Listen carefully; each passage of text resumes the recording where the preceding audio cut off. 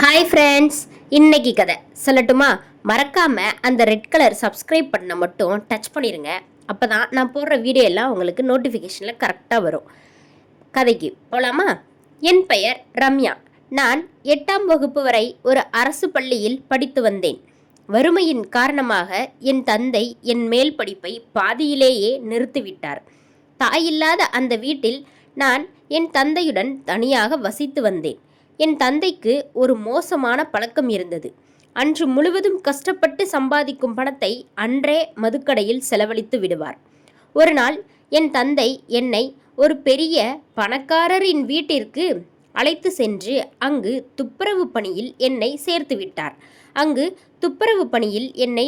விட்டார். என் முதலாளியின் பெயர் விஸ்வநாதன்.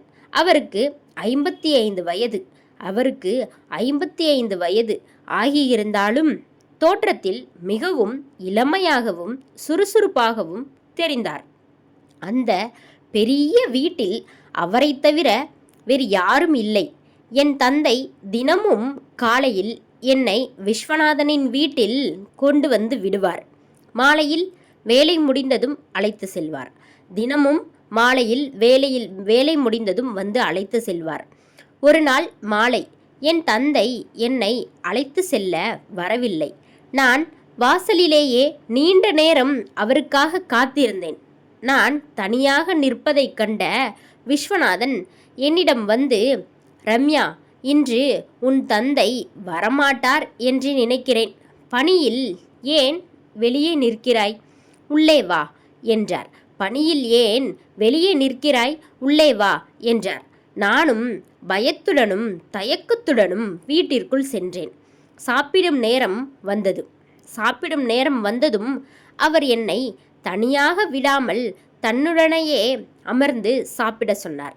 சாப்பிட்டு முடித்ததும், இன்று இரவு என் அறையிலேயே படுத்துக்கொள் என்று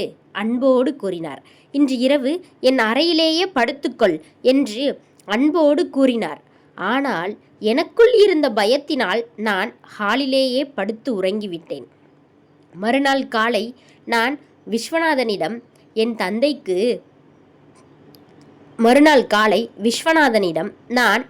தந்தைக்கு தொடர்பு கொள்ளுமாறு கூறினேன். அவர் என் முன்னிலையிலேயே ஃபோன் செய்தார். ஆனால் தந்தை ஃபோனை எடுக்கவில்லை. ஒரு தந்தை எப்படி இவ்வளவு பொறுப்பற்றவராக இருக்க முடியும்?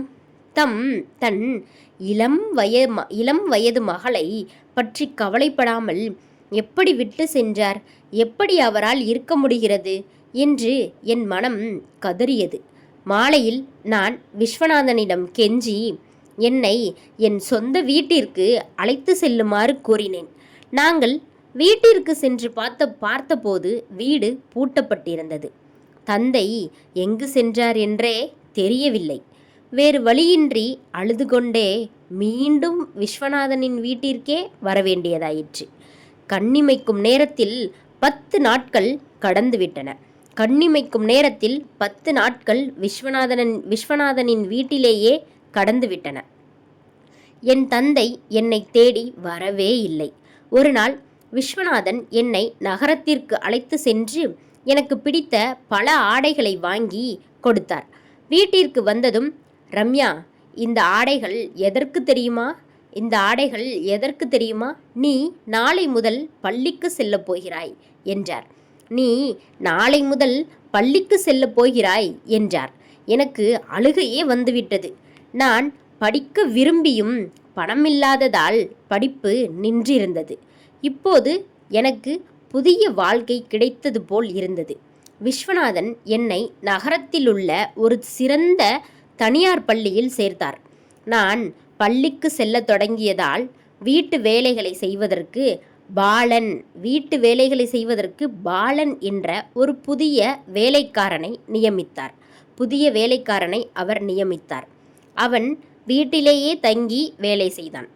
இத்தகைய மகிழ்ச்சியான வாழ்க்கையை நான் கனவிலும் நினைத்து பார்த்ததில்லை. இவ்வளவு பெரிய மகிழ்ச்சியான வாழ்க்கையை நான் கனவில் கூட நினைத்து பார்த்ததில்லை. ஆனால் விஸ்வநாதன் எனக்காக ஏன் இதையெல்லாம் செய்கிறார் என்ற ரகசியம் எனக்கு அப்போது தெரிந்திருக்கவில்லை. 6 மாதங்கள் கடந்துவிட்டன. நல்ல உணவு, உடற்பயிற்சி என என் தோற்றமே மாறியிருந்தது. பாலன் தினமும் இரவு தூங்கும் முன் எனக்கு பாதாம் பால் கொண்டு வந்து தருவான். காலையில் நான் விஸ்வநாதனுடன் சேர்ந்து ஜிம்மில் உடற்பயிற்சி செய்வேன். காலையில் நான் விஸ்வநாதனுடன் சேர்ந்து ஜிம்மில் உடற்பயிற்சி செய்வேன். ஒரு நாள் காலையில் விஸ்வநாதன் எனக்கு ஒரு புதிய உடற்பயிற்சியை கற்றுக் கொடுத்து கொண்டிருந்தார். நான் ஜிம் கயிற்றை இழுக்கும் போது அவர் எனக்கு பின்னால் இருந்து உதவி செய்தார்.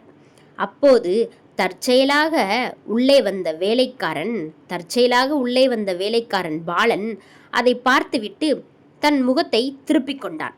பின்னர், ஐயா, உங்களை பார்க்க வெளியே ஒரு விருந்தாளி வந்திருக்கிறார் என்று கூறினான். விஸ்வநாதன் உடனே பயிற்சியை நிறுத்திவிட்டு கோபத்துடன் பாலனிடம், இனிமேல் நீ அறைக்குள் வரும்போது கதவை தட்டிவிட்டுத்தான் உள்ளே வர வேண்டும் என்றார். விஸ்வநாதன் வெளியே சென்ற பிறகு பாலன் என்னை ஒரு வித்தியாசமான பார்வையில் பார்த்தான். நான் அதை அலட்சியம் செய்துவிட்டு என் அறைக்கு சென்று பள்ளிக்கு கிளம்பினேன். அன்று மாலை நான் பள்ளி முடிந்து வீட்டிற்கு வந்ததும் விஸ்வநாதன் எனக்காக ஒரு அழகான பார்ட்டி ஆடையை கொடுத்து, இன்று நாம் வெளியே ஒரு விருந்துக்கு செல்கிறோம், தயாராகு என்றார். நான் ஆடை அணிந்து வெளியே வந்தபோது அவர் முகத்தில் ஒரு விசித்திரமான புன்னகை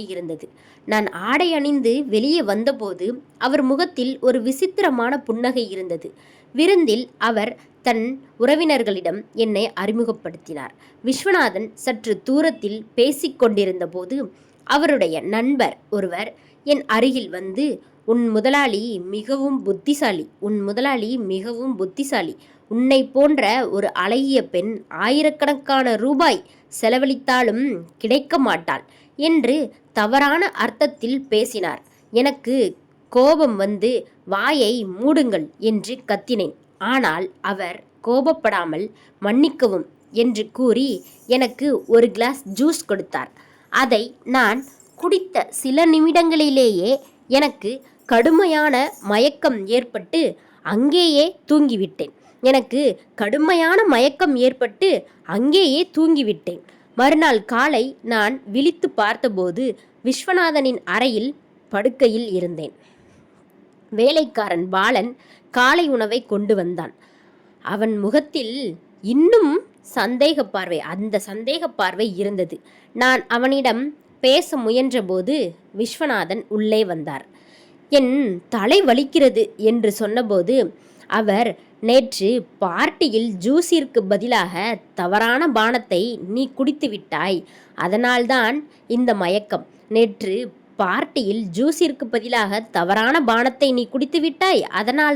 மயக்கம் என்று கூறி எனக்கு மருந்து கொடுத்தார். அன்று முழுவதும் நான் என் அறையிலேயே தூங்கினேன். அன்று பகல் முழுவதும் தூங்கியதால் இரவு எனக்கு தூக்கம் வரவில்லை. அறையின் விளக்குகளை அணைத்துவிட்டு படுத்திருந்தேன்.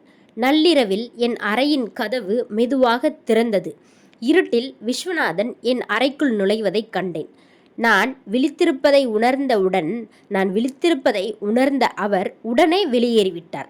அவர் ஏன் ஒவ்வொரு இரவும் என் அறைக்கு வருகிறார் என்று எனக்கு புரியவில்லை. நான் விழித்திருப்பதைக் கண்டதும் வெளியே சென்ற அவர் ஏன் ஒவ்வொரு இரவும் என் அறைக்கு வருகிறார் என்று எனக்கு புரியவில்லை. மறுநாள் காலை விஸ்வநாதன் வெளியே சென்றிருந்தபோது நான் சோர்வாக இருப்பதைக் கண்ட பாலன் என்னிடம், ரம்யா, நீங்கள் ஏன் சோர்வாக இருக்கிறீர்கள் என்று எனக்கு தெரியும். இரவில் முதலாளி உங்கள் அறைக்கு வந்திருந்தார் அல்லவா என்றான். நான் அதிர்ச்சியடைந்து, நீ என்ன பேசுகிறாய் என்று கத்தினேன்.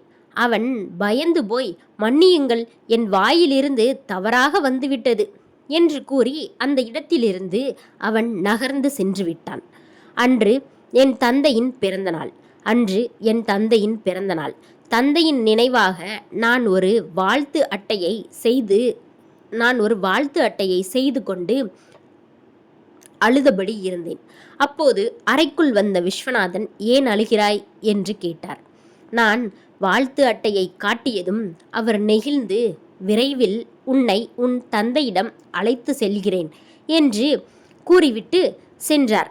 அன்று இரவும் எனக்கு தூக்கம் வரவில்லை. தண்ணீர் குடிப்பதற்காக நள்ளிரவில் சமையலறைக்கு சென்றிருந்தேன். சமையலறை ஜன்னல் வழியாக வெளியே பார்த்தபோது எனக்கு பேரதிர்ச்சி காத்திருந்தது. விஸ்வநாதன் போர்வையை போர்த்திக்கொண்டு இருட்டில் ஒருவருக்கு பணக்கட்டுகளை கொடுத்து கொண்டிருந்தார். உற்று பார்த்தபோது அந்த பணத்தை பெற்றுக்கொண்டவர் வேறு யாருமல்ல, என் சொந்த தந்தைதான். அவர் பணத்தை வாங்கி கொண்டு அங்கிருந்து மறைந்தார். விஸ்வநாதன் வீட்டிற்குள் வருவதற்குள் நான் ஓடி வந்து படுத்துக்கொண்டேன். என் தந்தையும் முதலாளியும் எனக்கு தெரியாமல் ஏன் சந்திக்கிறார்கள்? விஸ்வநாதன் ஏன் அவருக்கு பணம் தருகிறார் என பல கேள்விகள் என் தலையை குடைந்தன.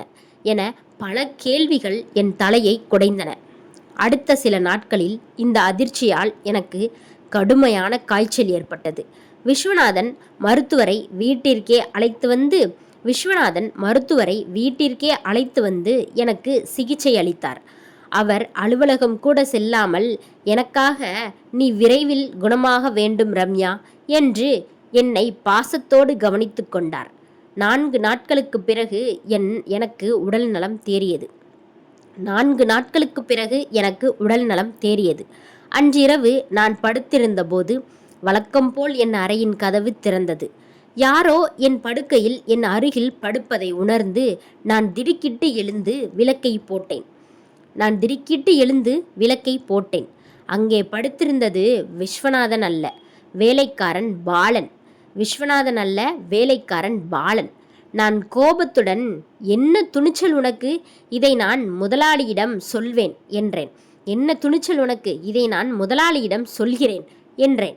அதற்கு பாலன் திமிராக, ஒவ்வொரு இரவும் உன் முதலாளியுடன் சந்தோஷமாக இருக்கும் நீ ஒரு இரவு என்னுடன் இருந்தால் என்ன என்று கூறினான். விஸ்வநாதன் நள்ளிரவில் உன் அறைக்கு வந்து செல்வதை நான் பார்த்து கொண்டுதான் இருக்கிறேன். உன்னை போன்ற வேலைக்காரி மீது சும்மா யாரும் இவ்வளவு பணம் செலவழிக்க மாட்டாங்க. நீ அந்த பெரியவருக்கு ஒரு பொம்மை தான் என்று கூறினான். அவன் பேசிய அசிங்கமான வார்த்தைகளை கேட்டு ஆத்திரமடைந்த நான் அவனது கன்னத்தில் பலாரென்று அறைந்து அறையை விட்டு வெளியே தள்ளினேன். பாலனின் பேச்சால் என் மனதில் பெரும் குழப்பம் ஏற்பட்டது. உண்மையை நேரடியாக விஸ்வநாதனிடம் கேட்டுவிட முடிவு செய்தேன். நான் விஸ்வநாதனின் அறைக்கு சென்றேன். இருட்டாக இருந்த அந்த அறையில் நான் அவர் கையை பிடித்தேன். அவர் திடுக்கிட்டு விளக்கை ஆன் செய்தார். ரம்யா, நீ என்ன செய்கிறாய்? உனக்கு சுயநினைவு இருக்கிறதா என்று பதற்றமாக கேட்டார். நான் கண்ணீருடன், ஐயா, நள்ளிரவில் என் தந்தைக்கு நீங்கள் ஏன் பணம் கொடுக்கிறீர்கள்? ஏன் என் அறைக்கு ரகசியமாக வருகிறீர்கள்? ஒரு வேலைக்காரைக்கு எந்த எதிர்பார்ப்பும் இல்லாமல் இவ்வளவு உதவிகளை யாரும் செய்ய மாட்டார்கள். தயவு செய்து என் தந்தையிடம் என்னை அனுப்பிவிடுங்கள் என்று அழுதேன். விஸ்வநாதன் என் கைகளை பற்றி கொண்டு, மகளே, உண்மையை சொன்னால் உன் தந்தை மீது உனக்கு இருக்கும்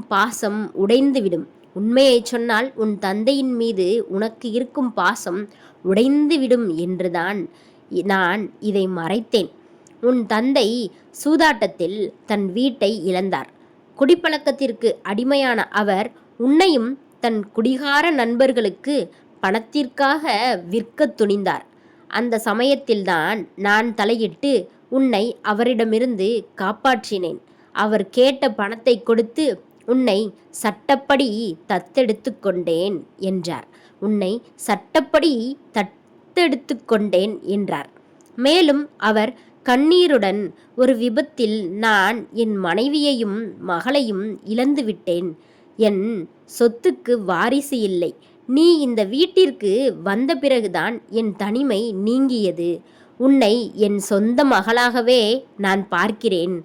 நீ எந்த ஆபத்திலும் சிக்கக்கூடாது என்பதற்காகத்தான் உன் தந்தைக்கு பணம் கொடுத்து உன்னை என்னோடு வைத்திருக்கிறேன் என்றார். இரவில் நான் ஏன் உன் அறைக்கு வந்தேன் தெரியுமா? இரவில் நான் ஏன் உன் அறைக்கு வந்தேன் தெரியுமா? இந்த வேலைக்காரன் பாலன் மீது எனக்கு சந்தேகம் இருந்தது. அவன் உனக்கு ஏதேனும் தீங்கு இழைத்துவிடக் கூடாது என்பதற்காகத்தான். நீ தூங்கிய பிறகு உன்னை அரணாக கண்காணிக்க நள்ளிரவில் வந்து பார்த்தேன் என்று உண்மையை உடைத்தார். அவரது தூய்மையான அன்பை புரிந்து கொண்ட நான் அழுது கொண்டே அவரை முதலாளி என்று கூப்பிடுவதற்கு பதிலாக முதன்முறையாக அப்பா என்று அழைத்தேன். அந்த வார்த்தையை கேட்ட விஸ்வநாதனின் கண்களில் ஆனந்த கண்ணீர் வழிந்தது. பாலனின் அநாகரிகமான செயலை பற்றி நான் அவரிடம் கூறியதும் விஸ்வநாதன் உடனடியாக அவனை வேலையை விட்டு நீக்கினார். ஒரு தந்தையின் கடமை என்பது குழந்தையை பெற்றெடுப்பது மட்டும் ஒரு தந்தையின் கடமை அல்ல. அவர்களுக்கு நல்ல கல்வியையும் பாதுகாப்பான நல் வாழ்க்கையையும் அமைத்து கொடுப்பதுதான் என்பதை அன்று நான் உணர்ந்தேன். என் வளர்ப்பு தந்தையின் வடிவில் எனக்கு கடவுள் ஒரு மறு வாழ்க்கையை கொடுத்தார்.